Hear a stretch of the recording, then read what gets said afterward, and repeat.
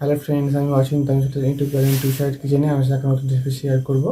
সেটা হচ্ছে বাঁকা কলা দিয়ে আইসক্রিম বানিয়ে দেখাবো। সেটা বানাতে কী উপকরণ লাগে আসুন দেখাই। তার একটা তো বলে দিই, আমার চ্যানেল রেসিপিটা ছাড়া আছে। আপনাদের যদি ভালো লেগে থাকে অবশ্যই লাইক কমেন্ট ও শেয়ার করবেন, বেশি বেশি করে শেয়ার করবেন। আর যদি আমার চ্যানেলে আপনি নতুন হয়ে থাকেন তাহলে প্লিজ সাবস্ক্রাইব করে দেবেন, বেল নোটিফিকেশনটা অল করে দেবেন যাতে আমার ভিডিও আপনার কাছে আগে পৌঁছে যায়। তাহলে চলুন পাকা কলা দিয়ে আইসক্রিম বানাতে কী উপকরণ লাগে আসুন দেখাই।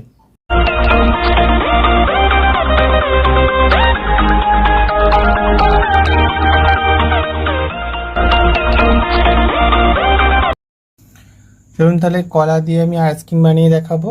তো সেটা বানাতে কী উপকরণ লাগে আসুন দেখাই। তার একটা তো বলে দিই, ভিডিওটা প্রথম থেকে শেষ অবধি দেখার অনুরোধ রইল।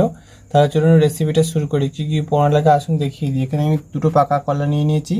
এখানে আমি আমুল দুধকে গরম জল দিয়ে গুলে নিয়েছি। এখানে চিনি নিয়েছি পরিমাণ মতো। তার জন্য রেসিপিটা শুরু করি। আমি এবার কলাটা পেস্ট করে নেবো, ওই জন্য মিক্সার গ্রাইন্ডারটা নিয়ে নিয়েছি। এর মধ্যে কলা দুটো দিয়ে দেবো, চিনিটা দিয়ে দেব, দুধটা দিয়ে দেব। এটা আমি এবার পেস্ট করে নেব। এটা পেস্ট করে নিয়েছি। এটা আমি এবার বসিয়ে দেব। আমার আইসক্রিম বসানোর কোনো ছাঁচ নেই, তাই আমি এই বাটির মধ্যে বসাবো। এই বাটির মধ্যে আমি ঢেলে দেব। দেখুন আমার সবগুলো ভালো করে বসিয়ে দিয়েছি। এটাই 5 থেকে 6 ঘন্টার জন্য ডিপ ফ্রিজে রাখবো, তারপর আপনাদেরকে দেখাচ্ছি। দেখুন আমার পাকা কলা আইসক্রিমটা আমি 5 থেকে 6 ঘন্টার জন্য ডিপ ফ্রিজে রেখে দিয়েছিলাম, কত সুন্দর বসে গেছে।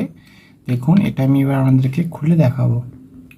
দেখুন আমার পাকা কলা দিয়ে আইসক্রিম রেসিপিটা রেডি হয়ে গেছে। এই রেসিপিটা আমাদের ভালো লেগে থাকে অবশ্যই লাইক কমেন্ট ও শেয়ার করবেন, বেশি বেশি করে শেয়ার করবেন। আর প্লিজ সাবস্ক্রাইব করে দেবেন, আমাদের পাশে থাকবেন। চলুন তাই দেখা হচ্ছে নেক্সট ভিডিওতে। দেখুন কত সুন্দরভাবে আইসক্রিমটা বসেছে, দেখতে কত সুন্দর লাগছে। তাই চলুন রেসিপিটা তাহলে আপনারা অবশ্যই লাইক কমেন্ট ও শেয়ার করবেন, বেশি বেশি করে শেয়ার করবেন। আর প্লিজ পাশে থাকবেন। তাই চলুন দেখা হচ্ছে নেক্সট ভিডিওতে।